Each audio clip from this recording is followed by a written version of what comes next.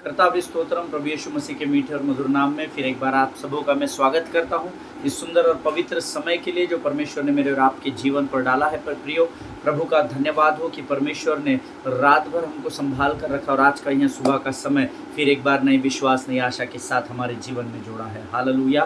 प्रियो, प्रभु यीशु नासरी किसी भी मनुष्य का कर्जदार नहीं है। वो मुझसे और आपसे प्रेम करता है और वो कल आज और युगानुयुग एक सा कभी भी न बदलने वाला परमेश्वर है। हालेलुया। आज उसकी उपस्थिति फिर एक बार हमारे मध्य में है।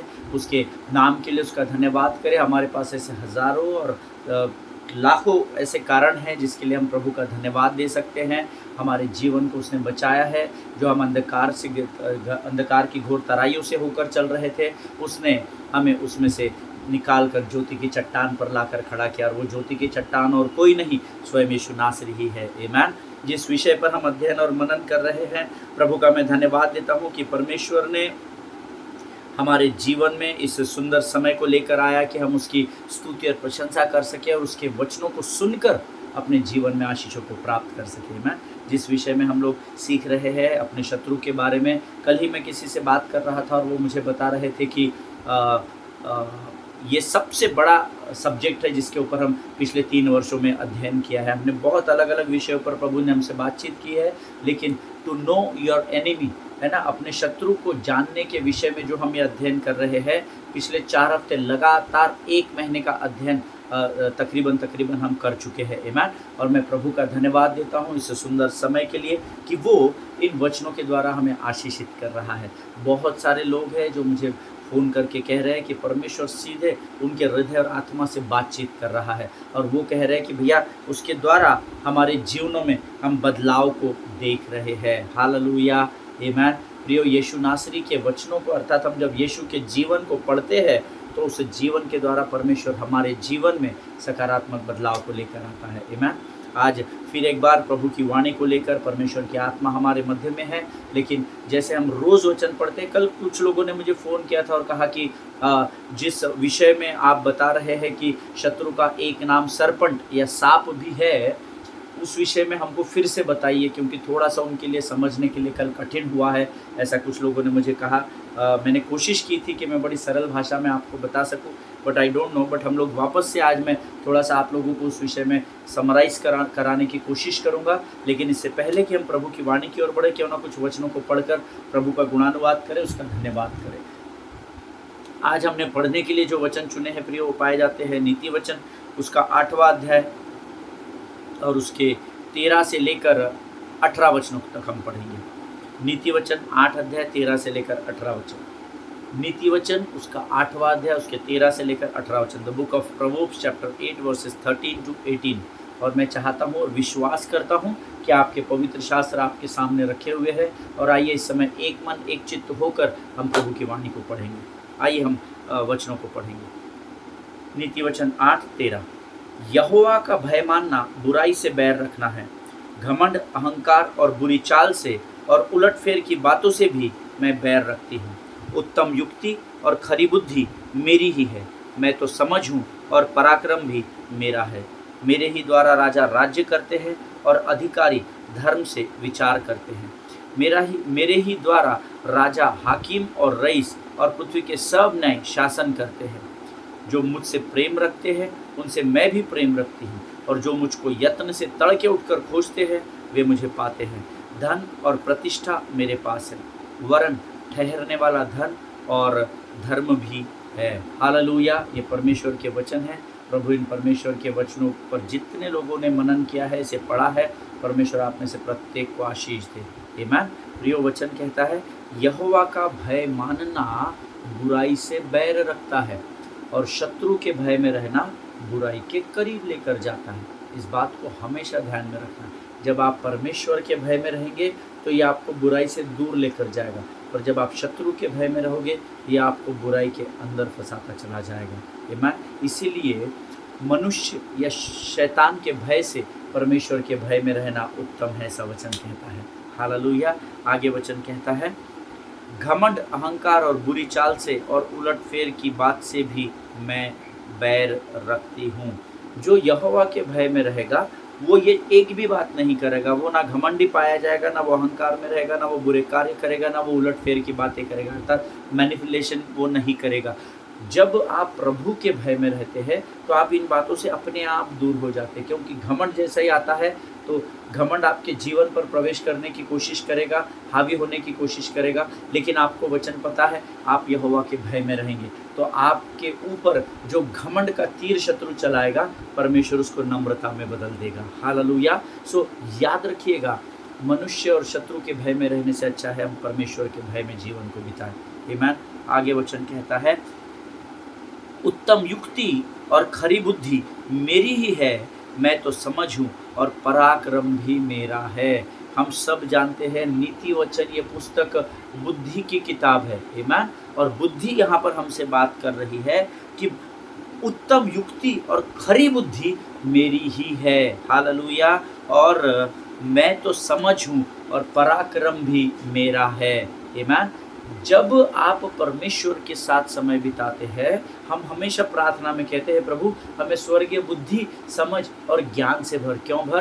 क्योंकि ये सब परमेश्वर की ओर से ही आता है। हालेलुया। मनुष्य की बुद्धि के समान हमारी बुद्धि कर, सुलेमान राजा की बुद्धि से हमें भर नहीं। उसी बुद्धि ने, उसी जो सुलेमान की बुद्धि थी, सुलेमान बाद में उसी बुद्धि का गलत इस्तेमाल करके स्त्रियों के बीच में पकड़ा गया। आमीन। सो याद रखिएगा, कभी भी प्रार्थना में किसी मनुष्य की बुद्धि को क्लेम नहीं करना, पवित्र शास्त्र के किसी भी राजा की बुद्धि को क्लेम नहीं, परंतु हमेशा प्रभु से प्रार्थना में कहना, प्रभु स्वर्गीय बुद्धि और ज्ञान से भरकर हमको तैयार कर। हालेलुया। क्योंकि वो सब मैं ही हूँ, ऐसा परमेश्वर कहता है। आमीन। आगे वचन में लिखा है, मेरे ही द्वारा राजा राज्य करते हैं और अधिकारी धर्म से विचार करते हैं। बुद्धि के द्वारा ही राज्य किया जाता है। और बुद्धि कौन है? बुद्धि स्वयं परमेश्वर की ओर से आती है। बुद्धि का उगम स्थान, the fear of the Lord is the beginning of wisdom. परमेश्वर का भय मानना बुद्धि का आरंभ होता है, ऐसा वचन में लिखा है। आमीन। सो वचन कहता है, बुद्धि के द्वारा ही राजा लोग हैं जो अपने राज्य को स्थिर करते हैं। देखिए, बुद्धि सबके पास है, कोई उसका गलत इस्तेमाल करता है, कोई सही इस्तेमाल करता है। आमीन। उस दिन मैं किसी से बात कर रहा था कि ये जो आजकल ऑनलाइन हैकिंग होता है, ऑनलाइन इंटरनेट फ्रॉड्स होते हैं, अगर यही हैकर्स इस बुद्धि को सही कामों में लगाए, तो हम या हमारा देश इस सारे संसार में सबसे ऊपर विराजमान पाया जाएगा। आमीन। लेकिन उसी बुद्धि का इस्तेमाल शत्रु के द्वारा प्रभावित होकर, क्यों? क्योंकि शत्रु की बुद्धि बिगड़ी हुई है, तो वो हमारी भी बुद्धि को बिगाड़ने की कोशिश करता है, और इसीलिए हमको परमेश्वर के भय में रहना जरूरी है। हालेलुया। आमीन। आगे वचन कहता है, मेरे ही द्वारा राजा, हाकिम और रईस और पृथ्वी के सब न्याय शासन करते हैं। क्यों शासन करने में वो सफलता पाते हैं? क्योंकि जो बुद्धि उनको दी गई है, उसका इस्तेमाल वो परमेश्वर के भय में होकर करते हैं। आमीन। और इसीलिए सारे राजा, हाकिम और रईस जितने भी लोग हैं, वो वचन कहता है सब न्याय मेरे ही द्वारा, अर्थात परमेश्वर के द्वारा ही शासन करते हैं। इसलिए कभी भी अपने अधिकारी को पूछना नहीं, ये सरकार गिर जाए, वो सरकार खड़ी हो जाए, इस व्यक्ति मेरे अधिकारी के ट्रांसफ़र कर दे, उनका तबादला कर दे, नहीं। वचन कहता है इन सबों को परमेश्वर ने नियुक्त किया है, तो इनका ट्रांसफ़र कर दे, ये गवर्नमेंट को गिरा दे, वो गवर्नमेंट को उठा दे। वो प्रार्थना करने से अच्छा है हम उन लोगों के लिए प्रार्थना करें। हालेलुया। न जाने परमेश्वर कब उनके हृदय को परिवर्तित कर दे। हालेलुया। आगे वचन कहता है, जो मुझसे प्रेम रखते हैं उनसे मैं भी प्रेम रखती हूँ, और जो मुझको यत्न से तड़के उठकर खोजते हैं वे मुझे पाते हैं। तड़के जो खोजते हैं, अर्थात सुबह की प्रार्थना के विषय में, भोर की प्रार्थना के विषय में, जो यीशु मसीह को हम सब जानते हैं, तड़के सवेरे उठकर सूरज उगने भोर से बहुत पहले यीशु मसीह जंगल में जाकर, पहाड़ों पर जाकर परमेश्वर से प्रार्थना करता था, और जब वो वापस आता था संसार में, तो वो बुद्धि के कामों को करता था। हालेलुया। वचन कहता है, जो मुझसे प्रेम रखते हैं, अर्थात जो बुद्धि से, अर्थात जो परमेश्वर से प्रेम रखते हैं, उनसे परमेश्वर भी प्रेम रखता है। और जो मुझे सुबह भोर को उठकर, तड़के सवेरे उठकर खोजते हैं, वे मुझे प्राप्त करते हैं। हालेलुया। आमीन। धन और प्रतिष्ठा मेरे पास है, वरन ठहरने वाला धन और धर्म भी है। हालेलुया। धन और प्रतिष्ठा बुद्धि से आती है, बुद्धि से। आमीन। और ठहरने वाला धन भी बुद्धि के द्वारा ही परमेश्वर ठहरा सकता है। नहीं तो ऐसे कई लोग हैं जिनके पास धन आता है पर कुछ नहीं है, जीवन जी रहे हैं, पैसा आ रहा है जा रहा है, आ रहा है जा रहा है, लेकिन ठहरने वाला धन बुद्धि के द्वारा ही ठहरता है। जिनके सुनने के कान हो वो सुन ले कि प्रभु का आत्मा क्या कहना चाहता है। आमीन। प्रभु इन पढ़े हुए वचनों पर हम में से हर एक को आशीष दे। ये जो वचन हम यहाँ रोज पढ़ते हैं इसके द्वारा भी लोग आशीषित हो रहे हैं। हालेलुया, आमीन। प्रभु का धन्यवाद हो। प्रभु दिन प्रतिदिन हमारे मध्य में आता है और वचनों के द्वारा हमसे बातचीत करता है। आज फिर एक बार प्रभु की उपस्थिति हमारे मध्य में है और कुछ वचनों के द्वारा परमेश्वर हमको आज फिर एक बार आशीष देने जा रहा है। आमीन। आइए प्रियो, इस समय हम अपनी आंखों को बंद करेंगे और अपने आप को नम्र और दीन करके अपना पूर्ण समर्पण हम परमेश्वर को करेंगे। Let us pray. खुदावन प्रभु यीशु मसीह के मीठे और मधुर नाम के लिए हम तुझे धन्यवाद देते हैं परमेश्वर पिता। प्रभु जी, इस समय हम प्रार्थना करते हैं परमेश्वर पिता उस हर एक व्यक्ति के लिए जिन्होंने आज हमें अपनी प्रार्थनाओं में स्मरण किया राजा, उनमें से हर एक को नाम बनाम आशीष दे प्रभु जी। परमेश्वर पिता, हम प्रार्थना करते हैं परमेश्वर पिता उन सब भाई बहनों के लिए जिनकी प्रार्थना की विनतियाँ हमारे पास है राजा। परमेश्वर पिता, तो उनके साथ हो, उनके मनोरथों को तेरी इच्छा और योजनाओं के अनुसार तो पूर्ण कर राजा। बीमारों को चंगा कर, निर्धनों को धनवान बना परमेश्वर पिता। प्रभु जी, हम इस समय प्रार्थना करते हैं आने वाले वचन के लिए परमेश्वर पिता। जो वचन आज तूने हमारे लिए मन्ना के रूप में तैयार रखा है उसे हम ग्रहण कर सके और प्रभु जी उन वचनों को खाकर हम तृप्त हो सके। ऐसी स्वर्गीय बुद्धि, समझ और ज्ञान से भरकर तैयार करना पिता। प्रभु जी, विशेषकर प्रार्थना करते हैं इजराइल के लिए परमेश्वर पिता। जब इन दिनों हमारा देश प्रभु परमेश्वर पिता वो तेरा स्थान है प्रभु जी, जो इस समय अपने शत्रुओं द्वारा घेरा गया है राजा। हमने तेरे शास्त्र में पढ़ा है तूने हर एक राजा को नेस्तनाबूद किया है और तूने अपने राज्य को स्थापित किया है परमेश्वर पिता। प्रभु, इस समय हम इजराइल के लिए विशेष प्रार्थना करते हैं प्रभु। तू वहाँ के हर एक बच्चे, बूढ़े, जवान और स्त्री के साथ होना परमेश्वर पिता। इजराइल देश के चारों ओर हम यीशु नासरी के पवित्र लहू को लगाते हैं राजा। शत्रु के हर एक युक्ति योजनाओं का खंडन यीशु नासरी के नाम से हम उस देश से उठाते हैं परमेश्वर पिता, और शत्रु के न्याय को हम तेरे हाथों में सौंपते हैं परमेश्वर पिता। तू उस स्थान पर अपने संपूर्ण नियंत्रण को ले परमेश्वर पिता। प्रभु जी, अद्भुत चिन्ह और चमत्कार करने वाला तू परमेश्वर है, हम तेरा धन्यवाद देते हैं। जब अब हम तेरे वचनों को सुनते हैं, हमें डिस्ट्रैक्ट करने वाली, बरगलाने वाली, बहकाने वाली शत्रु की हर एक योजना का खंडन हम यीशु नासरी के नाम से करते हैं परमेश्वर पिता। अपने आप को यीशु के लहू में सुरक्षित करते हैं और इस विनती को धन्यवाद के साथ हमारे उद्धारकर्ता जीवित परमेश्वर यीशु नासरी के मीठे और पवित्र नाम में मांगते हैं। सुन और बड़ी दया से ग्रहण कर, आमीन। हालेलुया। फिर एक बार यीशु नासरी के मीठे और मधुर नाम में आप सबों का मैं इस यूट्यूब के चैनल पर स्वागत करता हूँ। प्रभु का धन्यवाद देता हूँ इस सुंदर और पवित्र समय के लिए। कल हम शैतान के एक स्वभाव या चरित्र को सीखने की कोशिश कर रहे थे। And as I told you yesterday that he was called as a serpent. उसको सर्प के रूप में भी दर्शाया गया है। हम सब जानते हैं अदन की वाटिका में। देखिए, सर्प यानी शैतान नहीं है, ये मैंने आपको इस अध्ययन की शुरुआत में बताया था, लेकिन पवित्र शास्त्र उसको सर्प के नाम से भी संबोधित करती है। जैसे हमने सेटन देखा, डेविल देखा है ना, वैसे ही सर्पेंट भी है। हमने कल day before study we learn destroyer, नाश करने वाला भी उसको एक नाम दिया गया है। उसी प्रकार से उसको सर्प के नाम से भी पवित्र शास्त्र में लिखा गया है, जिसका अध्ययन हमने प्रकाशित वाक्य उसका 12वां अध्याय उसके 9वें वचन में किया था।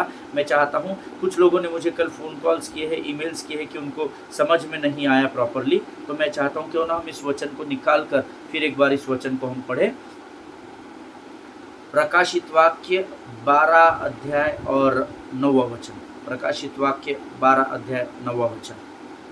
तब वह बड़ा अजगर अर्थात वही पुराना सांप जो इब्लिस या शैतान कहलाता है और संसार का भरमाने वाला है, पृथ्वी पर गिरा दिया गया और उसके साथ उसके दूत गिरा दिए गए। अब एक बात को जब आप वचन पढ़ते हैं, आप बड़ी गंभीरता से इसको पढ़ते होंगे, मेरा विश्वास है। एक शब्द इसमें है जो इब्लिस या शैतान कहलाता है को अंडरलाइन करना, वो है नहीं, वो कहलाता है। अगर एक व्यक्ति चोरी करते में पकड़ा जाए तो उसको वो चोर कहलाता है, पर उसका नाम चोर नहीं है, उसका नाम XYZ होगा, लेकिन वो चोर कहलाता है। क्यों? क्योंकि उसका स्वभाव, उसका चरित्र, उसकी पहचान वो बन जाती है। ये चोरी करता है इसलिए ये चोर कहलाता है। उसका नाम XYZ ABCD कुछ भी हो सकता है, पर ये उसका स्वभाव, उसके चरित्र को दर्शाता है, उसके कैरेक्टर को दर्शाता है। उसी प्रकार से वचन यहाँ कहता है, तब वह बड़ा अजगर, अर्थात अजगर भी हम जानते हैं सांप की एक प्रजाति है, अर्थात वही पुराना सांप जो इब्लिस या शैतान कहलाता है और संसार का भरमाने वाला है, पृथ्वी पर गिरा दिया गया और उसके साथ उसके दूत भी गिरा दिए गए। और इसके लिए कल मैंने आपको कोबरा का उदाहरण दिया था, है ना। मैंने आपसे कहा था कि क्या आपने कभी किसी सांप को अपने शिकार को करते हुए देखा है, क्या वो शिकार पर झपटता है। मैंने आपको बताया था कि कोबरा जो है वो प्राणी है, सांप वो जाति है, वो प्रजाति है जो घंटों तक बिना हिलडुल किए, बिना मूवमेंट के, motionless, he can stand hours together, वो एक ही ऐसा लेटा भी रहेगा ना पेट के बल, तो ऐसा ही रहेगा, कोई भी मूवमेंट नहीं होगा। अगर स्टैंडिंग पोजीशन में है तो भी ऐसा रहेगा, मूवमेंट नहीं होगा। लेकिन मैंने आपको कल ये बात बताए थे कि उसकी जो आईलिड्स होती है, उसकी जो क्या कहते हैं जिसको, जैसे गिलहरी या चूहा या कोई भी उसका जो शिकार है, उसको वो जब देखता है ना तो वो अपने स्थान से हिलता नहीं है, घंटों तक वो ऐसा ही रहेगा। और उसके आँख की पुतली जो है केवल उसकी मूवमेंट हो, आगे पीछे ऊपर नीचे, गर्दन नहीं हिलती है, सिर्फ आँख की पुतली। और मैंने आपको बताया था जो नाग होता है या जो कोबरा होता है, इसके पीठ पर पीछे साइड 2 चिन्ह होते हैं आँख के समान, और ये किस लिए इस्तेमाल किए जाते हैं, ताकि वो अपने शिकार को सम्मोहित कर सके, हिप्नोटाइज कर सके। अपने शिकार को फांसने के लिए वो अपने सामने की आँखों को नहीं, लेकिन ये पीछे की आँखों को इस्तेमाल करता है, जो चित्र के रूप में, एक चिन्ह के रूप में उसके पीठ पर बनी हुई है, उसको वो इस्तेमाल करता है। यहाँ पर आँखें होती है ताकि वो अपने शिकार को हिप्नोटाइज कर सके। हालेलुया। और मैंने आपसे ये भी कहा था कि इन द सेम वे शैतान भी जो है, वो सांप तो घंटों तक हिलता नहीं है, शैतान वर्षों तक नहीं हिलेगा, है ना। शैतान बिल्कुल उस सांप के समान कैरेक्टर उसका है, वो घंटों तक आपके लिए प्रतीक्षा करते रहेगा। He will not be in rush, वो गड़बड़ में नहीं रहता है। याद रखिएगा, शैतान के पास बहुत फालतू समय है, क्योंकि फोकट है, काम धंधा है नहीं उसके, उसका माथा खराब है, और डीमंस जो है, उसकी जो सेना है वो फ्रस्ट्रेटेड है ना, उनका दिमाग खराब है, तो वो आपको, आपका नाश, क्योंकि आप उनके शत्रु हैं, तो आपका नाश करने के लिए वो 1 दिन, 1 महीना, 1 साल, 10 साल, 20 साल, 50 साल भी वो प्रतीक्षा कर सकते हैं। जैसे नाग अपने शिकार को पाने के लिए बिना मूवमेंट के, मोशनलेस, घंटों तक एक ही स्थान पर रहता है, शत्रु भी सटीक तरीके से उसी प्रकार से हमारे जीवन में भी कार्य करता है। Satan will not rush in and destroy you, so you got to be careful। शैतान जो है वो जल्दबाजी नहीं करेगा आपको हराने के लिए, आपका नाश करने के लिए वो जल्दबाजी नहीं करेगा, और इसीलिए आपको और मुझे उससे सचेत रहना पड़ता है, जिसका जिक्र पवित्र शास्त्र करता है, जागते रहो और सचेत रहो, क्योंकि तुम्हारा विरोधी शैतान सिंह के समान इस ताक में है कि तुमको कब फाड़ खाए। पहला पत्रस 5वां अध्याय 8वें वचन में लिखा है। आमीन। सो शैतान एकदम शांत तरीके से आएगा, सांप के समान, बिना हिले डुले, ऐसा ही रहेगा, आपको पता भी नहीं चलेगा। लेकिन शैतान की आंखें आपके ऊपर है, किधर जा रहे हैं, किधर नहीं जा रहे, वो आपको देखता रहेगा। आमीन। देखिए, फिजिकल रूप में तो आप सांप को देख सकते हैं, अगर आप उसके शिकार है, या ये जो गिलहरी है या जो चूहा है, जो भी उसका शिकार होगा, ये उसको देख सकता है। अगर ये मूव करता तो ये फट से स्पीड से भाग जाएगा शिकार, और उसके हाथ से शिकार निकल जाएगा, इसीलिए ये स्टैंड रहता है। तो उसको देखने के बाद भी समझ में नहीं आएगा इस चूहे को, ये चूहा अपने चाल चलेगा और ये पकड़ लेगा, इसको समझ में नहीं आएगा, क्योंकि ये मूवमेंट नहीं हो रहा है ना। जब मूवमेंट होएगा तो ये सतर्क हो जाएगा, लेकिन ये ऐसा ही रहता है। लेकिन एटलीस्ट ये इसको दिखता है। लेकिन हमारा विरोधी शैतान हमको दिखता नहीं है, क्योंकि वो आत्मा है, ही इज़ अ स्पिरिट, और हमको आत्मा दिखती नहीं है। इसलिए हमको इस चूहे से भी अधिक सतर्क और सावधान रहने की ज़रूरत है। हालेलुया। शैतान क्या करेगा, एकदम शांत तरीके से आएगा और वो आपका नाश करने के लिए जल्दबाजी नहीं करेगा, क्योंकि उसको पता है आप धर्मी हैं, आपके पास परमेश्वर का वचन है और वो जानता है कि परमेश्वर आपको सटीक समय पर वचन स्मरण भी दिला देगा जो उस समय उस परिस्थिति में आपको इस्तेमाल करना है। लेकिन उसके लिए वचन आपके अंदर पहले होना चाहिए। परमेश्वर स्वर्ग से मन्ना बरसाना बंद कर दिया है। जो आपके अंदर डिपॉजिट है ना प्रभु के वचन और सेवकाई, वही परमेश्वर मुख से बाहर निकालेगा। इस बात को याद रखिएगा। आमीन। शैतान एकदम शांत तरीके से आएगा, वो आपका और मेरा नाश एकदम सुकून से करेगा, जल्दबाजी में नहीं करेगा। वो रुका रहेगा, वो आप पर कई महीनों कई वर्षों तक ठहरा रहेगा और मुझे और आपको समझ में भी नहीं आएगा कि हमारे जीवन में शैतान प्रवेश कर चुका है। आमीन। और जब तक मुझे और आपको समझ आएगा, you will be already convinced yourself that sin is okay. Hallelujah. जब तक वह आपके जीवन में धीरे धीरे करके पाप के रूप में प्रवेश करेगा, तब तक आप आराम से कन्विंस्ड हो चुके होंगे, आप आराम से इस बात से सहमत होंगे कि पाप करना चलता है, पाप करना ओके है, सब करते हैं भैया, सब करते। पास सब कौन है मुझे बताइए, दूध का दूल्हा कौन है यहाँ पर? कोई भी नहीं है। पर there is a difference between जब आप जानबूझकर पाप करते हैं और जब आप अनजाने में पाप करते हैं, इन दोनों में बहुत फ़र्क होता है। जिनके सुनने के कान हो वो सुन ले कि प्रभु का आत्मा क्या कहना चाहता है। आमीन। प्रियो, शैतान धीरे धीरे धीरे धीरे धीरे धीरे हमारे जीवन में प्रवेश करता है। उदाहरण के तौर पर हम मित्रों के साथ बैठते हैं, हम स्मोकिंग नहीं करते, लेकिन कोई दोस्त एक आध दिन कहता है कर ले, तो हम पहली बार उससे कहते हैं नहीं भाई मुझे नहीं चलता। अब आप एकदम से उसको ये नहीं बोलते मेरा परमेश्वर मुझे अनुमति नहीं देता, नहीं तो लोग खिल्ली उड़ाएंगे आपकी। आप बोलते हैं नहीं नहीं चलता। लेकिन जब बार बार आप जब उन लोगों में उठते बैठते हैं और रोज़ वो स्मोकिंग कर रहे हैं, हुक्का पी रहे हैं, नशा कर रहे हैं, आप रोज़ उनमें उठेंगे बैठेंगे। देखिए, वचन आपके पास होना बहुत ज़रूरी है, क्योंकि जब आप इन लोगों में पापियों में उठते बैठते हैं ना, तो आपके अंदर का वो वचन ही है जो आपकी सुरक्षा करता है। इसीलिए वचन यहोशू की पुस्तक पहला अध्याय 8 और 9 में कहता है, व्यवस्था की पुस्तक तेरे चित्त से कभी भी न उतरने पाए तो दिन और रात इसमें ध्यान दिए रहना।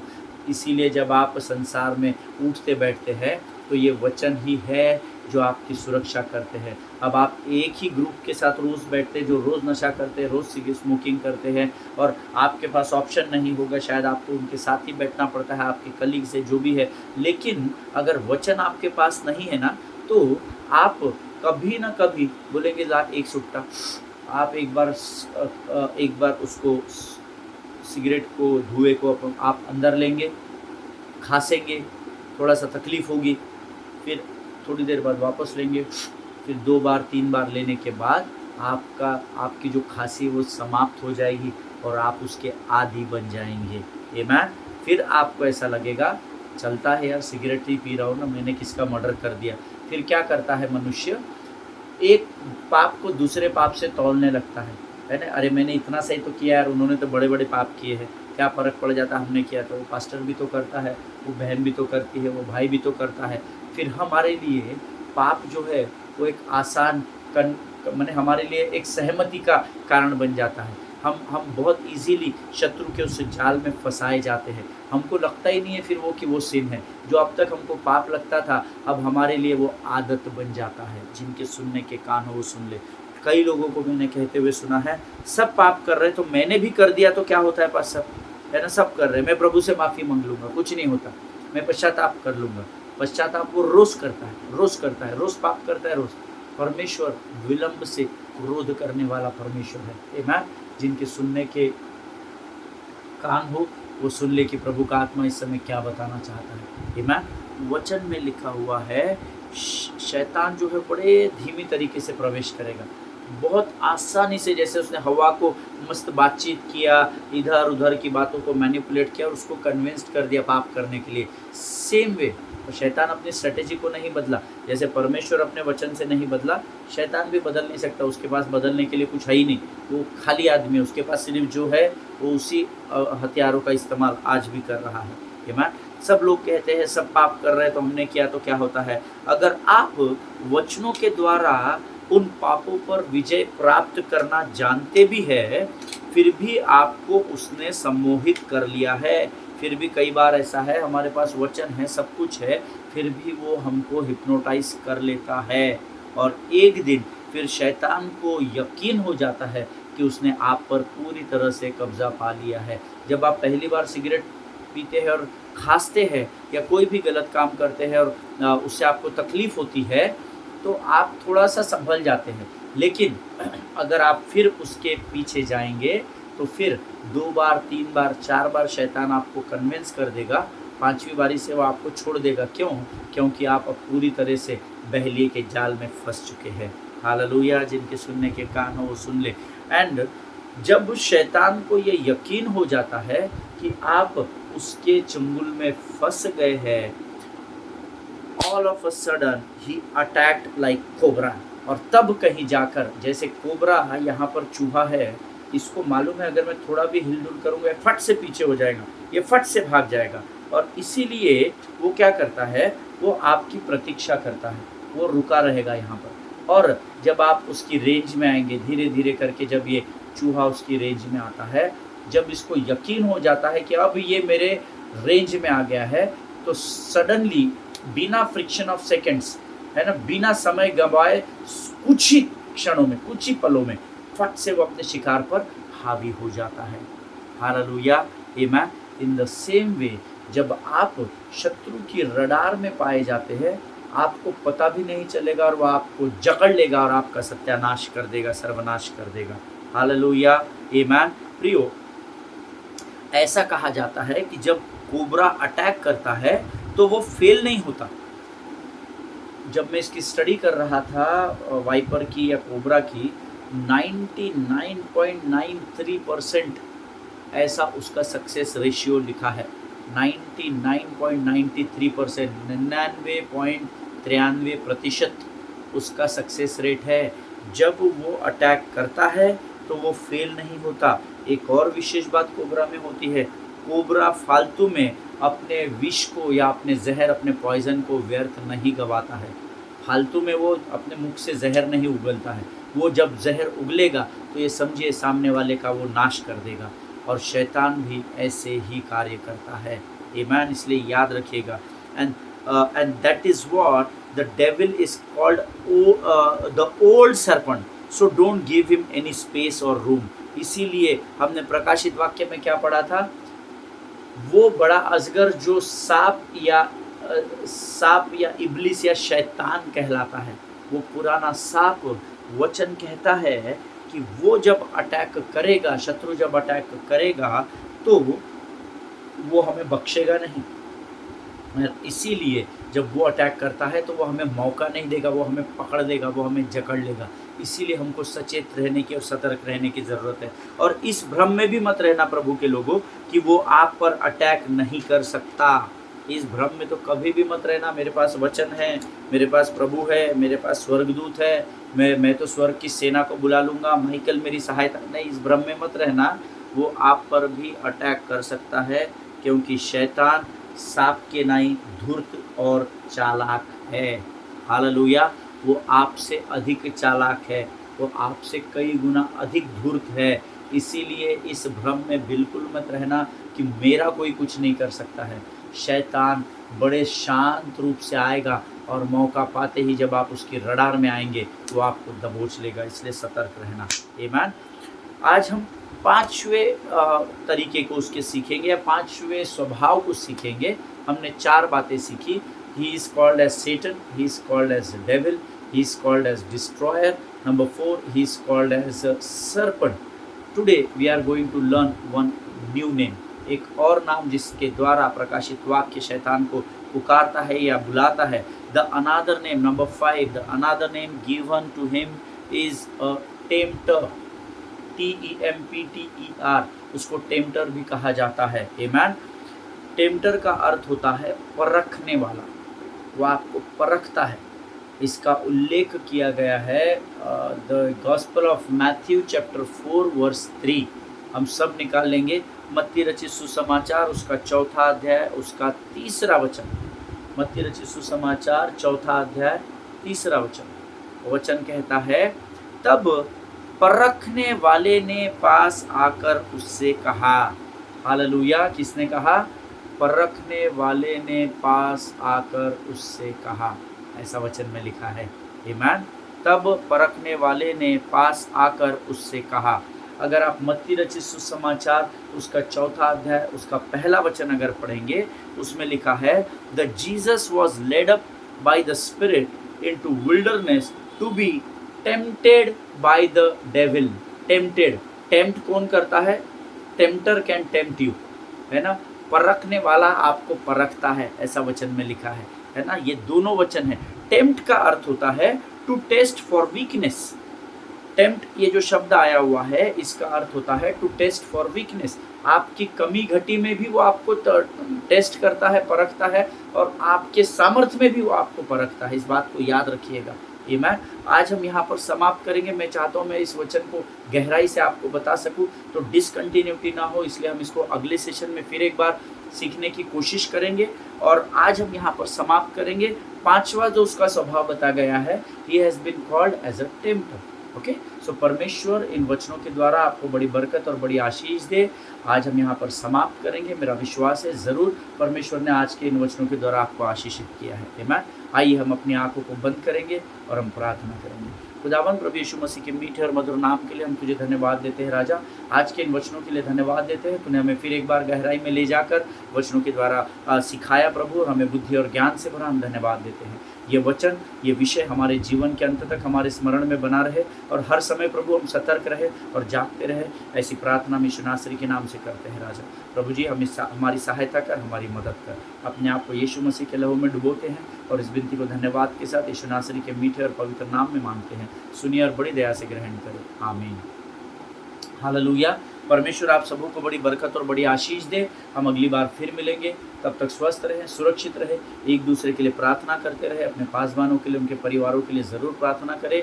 विशेषकर इजराइल को अपनी प्रार्थना में स्मरण रखें कि परमेश्वर अपने महाआश्चर्य कर्म को इजराइल में फिर एक बार दिखाए, ताकि सारा संसार जान सके कि इजराइलियों का परमेश्वर मुर्दों में से जी उठा है। हालेलुया। आप सभी को जय मसीह की। God bless you.